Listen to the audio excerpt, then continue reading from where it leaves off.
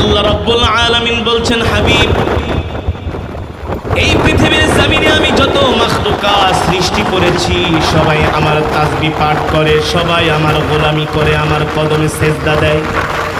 দেয় কি দেয় না? আরো জোরে বলেন, দেয় কি দেয় না?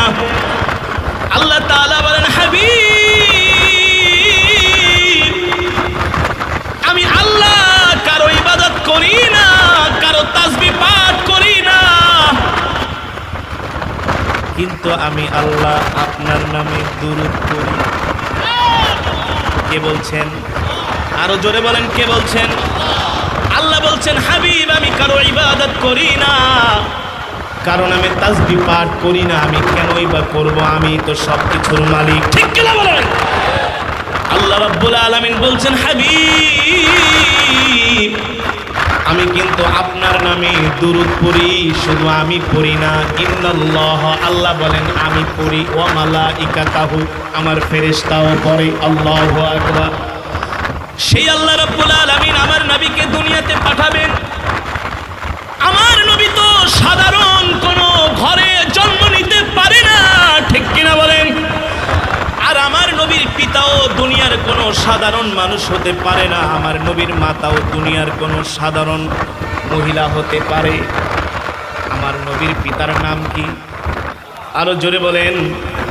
আমার নবীর পিতার নাম হলো আব্দুল্লাহ। আল্লাহু আকবার। এখনো আব্দুল্লাহ বিবাহ করে নাই। নবীজির পিতা হযরতে আব্দুল্লাহ এখনো বিবাহ করে নাই, কিন্তু আব্দুল্লাহ রাস্তা দিয়া বের হয়, আরবের রমণীরা আব্দুল্লাহর চেহারার দিকে তাকায়, দেখে তার কপালের মধ্যে, ললাটের মধ্যে কি জানি চমকাইতেছে। আকর্ষণ, এমন আকর্ষণ মক্কার কোন যুবকের চেহারার মধ্যে এমন আকর্ষণ নাই। আরবের সুন্দরী রমণীরা আব্দুল্লাহর চেহারার দিকে তাকায়া পাগল পারা হয়ে যায়।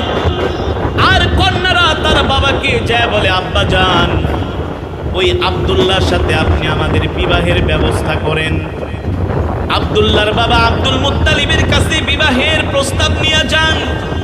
প্রতিদিন শত শত বিবাহের প্রস্তাব আসে হযরত আব্দুল্লাহকে বিবাহ করার জন্য। এত প্রস্তাব, এত প্রস্তাব, এত প্রস্তাব, আব্দুল মুত্তালিব শেষ পর্যন্ত বিরক্ত হয়ে যায়। আব্দুল মুত্তালিব কন্যার বাবাদেরকে ডেকে বলে, তোমরা আমার ছেলের জন্য এত পাগল হয়েছো কেন? মক্কার জমিনে আরো তো যুবক আছে, আছে কি আছে না?